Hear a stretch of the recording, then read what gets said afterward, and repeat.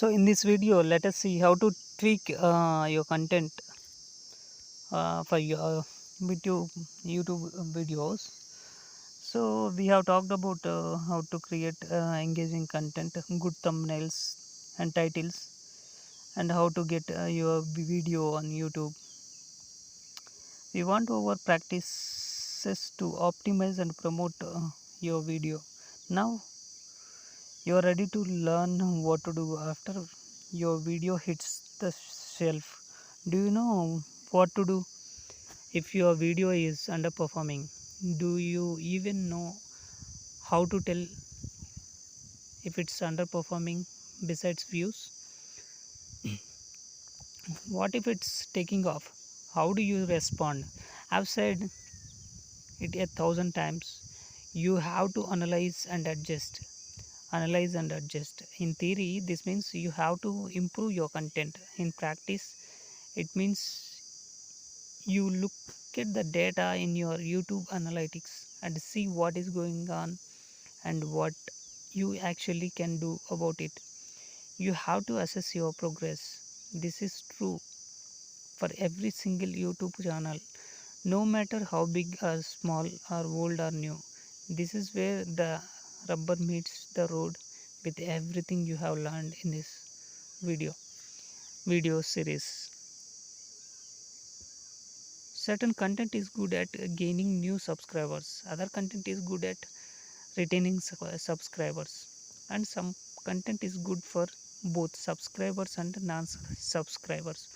Figure out which kind of content you are dealing with and who it's geared toward to know which tweak to make when it performs. For example, I was at a private retreat in Las Vegas with Miss Beast and other decorators. We were talking about Beast content and his viewers. I asked him his videos and enjoyed making most. He said like videos where he helped people in need. So that is the thing. This was a small tweak that brought a huge return in subscribers and viewership. They performed on an average. I noticed that the video of him giving away things to people in need rather than to his friends actually performed better. So he had gotten 4 to 10 times more new subscribers from those videos. He needed to make more videos like that, which was awesome because that was his favorite type of video to create anyway. So giveaway is the secret behind getting popularity and more subscribers and view watch time and everything. So real time tweaks versus long term tweaks. You need to analyze and adjust in two ways, in real time and in strategizing for future content. In order to do this, you have to know how your content is performing in relation to how it performs on average. How do you analyze if your video is performing well? When you do you do know how to analyze, how do you adjust to fix it? I will show you how to find your average numbers, also called baselines. So you know how your new video performs in relation to how your content performs on average. Then I will show you what to do to adjust for outliers, videos that land either above or below average. As you learn to track your baselines, you will learn to recognize patterns. Patterns tell you what is working and what is need to change so your content will perform better. You are not talking about huge changes and adjustments, they are small changes, so we call them tweaks. Small tweaks can translate big peaks in your matrix graphs. It's like the butterfly effect. It is the idea that butterfly flapping its wings on one side of the world can significantly change the weather on the other side of the world. Your small tweaks can significantly change the trajectory of your video, but you have to know your baseline in order to know what to tweak. How to determine your baselines? If you have a new channel and don't have the data you need it, go back to recon and research and look another channel that is doing well in your niche and analyze what is working so you know what you should be doing. Most creators try to determine their baselines from a whole channel perspective, but this is a huge mistake. A whole channel approach doesn't give you accurate averages to be able to leverage who is victim from where. To illustrate this point, let us say you are going to school and you have 5 classes. This example same thing like that. Let you should not do it a channel wise approach. YouTube does not provide baselines for you based on a traffic source. You have to go and find that data manually. When you upload a video, you need to track the most important metrics by traffic source. The most important metrics are click through rate, CTR, impressions, average view duration AVD, average percent viewed APV, watch time and views, average views per viewer AVPV. I like to have data for at least 10 videos so I have enough data to provide a good baseline. To establish your baseline, select a traffic source, then select 10 videos in the traffic source. So if you did this with the suggested traffic and CTR first, you would get your 10 videos and those numbers up and divided by the number of videos. This is your suggested traffic CTR baseline. Repeat this process for other traffic sources for CTR. Then remove on the next metric and repeat the process of finding its baseline in each traffic source as you did for CTR. CTR and impressions baselines are the most important ones to establish, especially for real-time observation. However, you also need to find your baselines for AVD and APV for long-term observations. This is important because even if you have a great CTR, if it doesn't produce good AVD and APV numbers, the artificial intelligence won't suggest your content to a more general audience. YouTube wants to push your content to the widest possible audience so your content can get more impressions and more views. The more impressions you get, the lower your CTR will be because it is going out to more viewers. What to do with your real-time baselines? Everything you do in YouTube analytics stems from knowing your metrics baselines. Don't fall into the comparison trap. Always measuring your data against other creators. Other creators' numbers can't match up to yours because there are so many factors determining those numbers. Focus on your own numbers only. There are dozens of ways to look at metrics in your analytics, but stick to the most important ones we listed above. Do the following with your CTR and impressions data. Look at your CTR as soon as YouTube gives you the data, generally 2 to 3 hours after uploading a new video. This is your real-time data.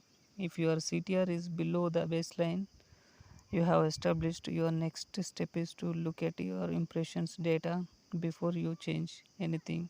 This is super important because if your impressions have gone up, it means the artificial intelligence is pushing your video to a broader audience, more eyes to get the chance to see your thumbnail and the title, which is good thing. So even if this makes your CTR number lower, your video is actually getting seen by more viewers. This is hard concept for a lot of creators to grasp. Switch your mindset from lower CTR bad to low CTR could be good. Let's look at a little harder. If your CTR is low but your impressions are high, don't change anything yet. Let your content simmer and see what it does. But if your CTR is low and your impressions are average or below, it's time to adjust in real time.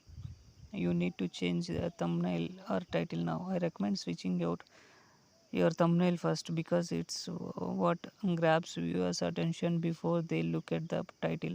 Most creators go wrong here and look at things that don't even matter or they don't look by traffic source.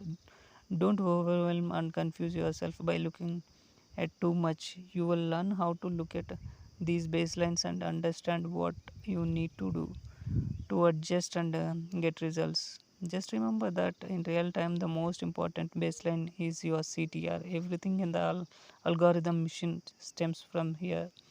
If you have not been making this metric a priority, do it now. Have a backup plans ready. Here's where I differ from most creators. I have a plan A, I have plan B, C, and plan D already all ready to go when I upload a video. Some people think this is overkill. Maybe it is. The point is that you have to have thumbnail options ready to switch out as fast as you can if needed. When you can course correct quicker, the algorithm will see that you have made a quick change and respond accordingly. I worked with a client who did the same thing with proper results. So, what to do with your long term baselines?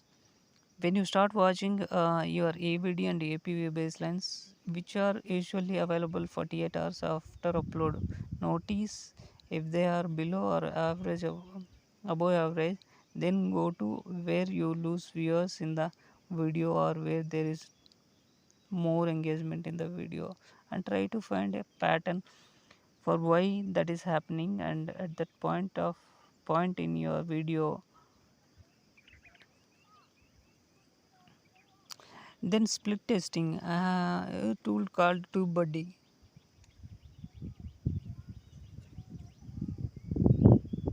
for years, and I recommend 1000% you use it with your channel too. You can download TubeBuddy.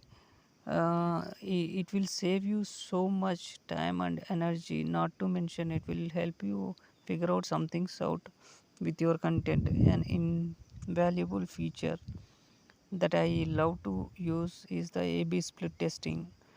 To run a split test, click on a video in your library and add secondary thumbnail with a subtle variation like changing a background color. It doesn't work as well if you use completely different thumbnail variation. After the test has run its course, look at watch which thumbnail performed better and more specifically where the traffic was coming from.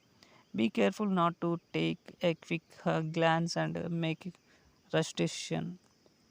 Rash decision. The numbers can be deceiving if you don't look at the right. Use your brain and dig a little deeper. See which traffic source is improving and if that is your goal for this specific video. So split testing plays a major role for this. You can use TubeBuddy tool, which will help you to in so many ways. It will suggest many things without wasting your time. Small tweaks. We spent a whole how you get people to click on or tap on your video. You have to have good titles and thumbnails. Getting people to click triggers data to start feeding your metrics. Then you will be able to see how this video stacks up against your average performance. So you will know if you need to change something. Changing something usually means swapping out a thumbnail image first to see if that does the trick. If you watch your baseline after the swap and it doesn't fix it, then you can tweak your title and watch your baseline again. If this still is not working, you can go back and swap out yet another thumbnail. Don't be afraid to do this. I have seen it happen time and time where the second so okay, then let us see about just do it. The best way for you to figure out how all of this relates to your content is to dig in. Go to your analytics and learn how to read your most important metrics. Have variations of thumbnails ready to switch to quickly when one is not working. Know where is your traffic is coming from and what your baselines are. It is nearly impossible to fix a video that is not performing if you can't read your real time data. The more you practice, the better you will get at seeing patterns and knowing when to act fast and when to let your content simmer. You will figure it out. It will take time and work, but I promise it's worth it. What do you have to lose? Some people catch on to patterns and data analysis quicker than others, but no matter how long it takes to learn it, the end result is the same. You will learn how to analyze your channel data so you can make adjustments necessary to succeed. So in this you can do one exercise, only one task. Find your baseline for videos in one of your buckets by following the steps outlined in this video. So we have seen this how to tweak your videos, and how to change your thumbnails when it is required, and titles, descriptions, and other tweaks we can do when it is not working. So that's all for this video, and we'll meet up in next video. Thank you.